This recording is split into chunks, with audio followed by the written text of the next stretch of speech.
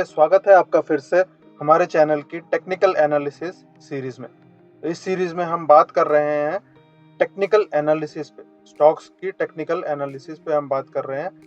और आपने पहली वीडियो इसकी ज़रूर देखी होगी जिसमें हमने कैंडल चार्ट और बार चार्ट के बारे में डिस्कस किया है। अगर नहीं देखी है तो लिंक ऊपर है, आप उस वीडियो को ज़रूर देखें। इस वीडियो में हम टेक्निकल एनालिसिस के एक बहुत इम्पॉर्टेंट पॉइंट पे डिस्कस करने जा रहे हैं, जो कि एक डाउट है जो एक नए ट्रेडर को, जब वो नया व्यक्ति कोई ट्रेडिंग करने आता है, स्टॉक्स खरीदता है, सेल करता है शुरू में, तो उसको ये डाउट काफ़ी टाइम आता है। तो वो डाउट क्या है कि जैसे कि हमने डिस्कस किया था लास्ट टाइम कि कैसे हम कैंडल चार्ट्स को रीड कर सकते हैं।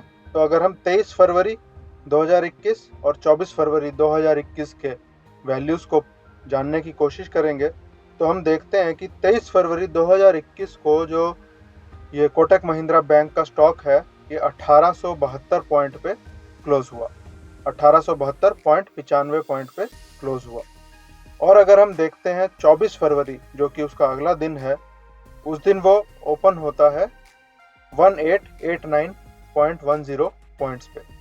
पिछले दिन क्लोज हुआ 1872 पे और अगले दिन सुबह ओपन हो रहा है 1889 पॉइंट्स पे।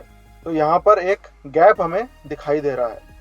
आमतौर पे अगर जानने की कोशिश करें तो अगर मैं कहूँ कि कल रात को मेरी जेब में 500 रुपये थे, तो सोते टाइम मेरी जेब में 500 रुपये थे, तो आज मैं सुबह उठूँगा तो मेरी जेब में 500 रुपये ही होने चाहिए।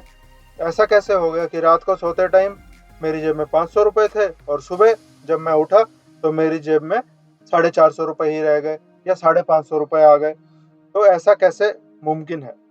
अगर शेयर मार्केट की बात करें तो यह बहुत मुमकिन है। और डेली का भी आप देखेंगे तो कभी भी बहुत कम ही आपको ऐसा मिलेगा कि पिछले दिन का क्लोजिंग प्राइस और आज का ओपनिंग प्राइस सेम है।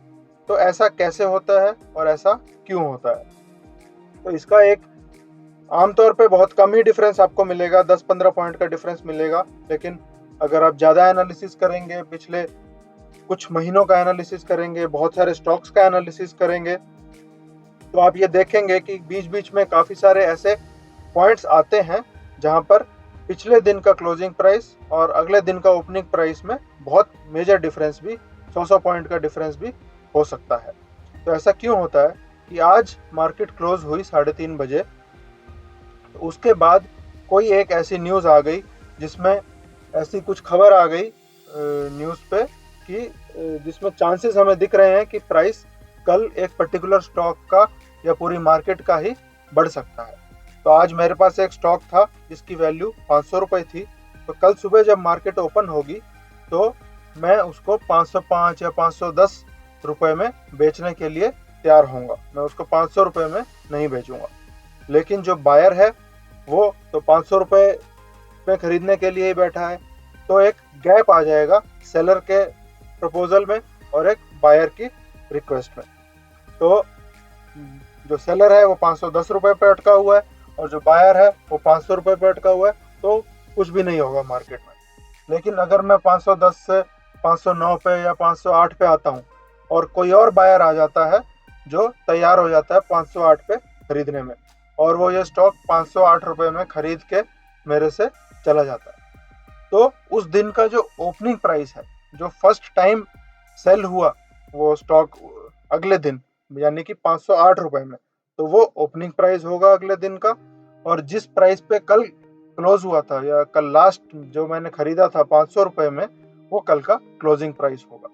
तो इसीलिए यह डिफरेंस जरूर देखा जाता है थोड़े पॉइंट्स का, जब मार्केट में ऐसी कोई मेजर खबर नहीं आई है, और बहुत ज़्यादा पॉइंट्स का अगर कोई ऐसी अच्छी या बुरी मार्केट को लेके कोई खबर न्यूज़ में आ जाती है, तो हमें बहुत ज़्यादा पॉइंट्स का डिफरेंस भी देखने को मिल सकता है पिछले दिन के क्लोजिंग प्राइस में और आज के ओपनिंग प्राइस में।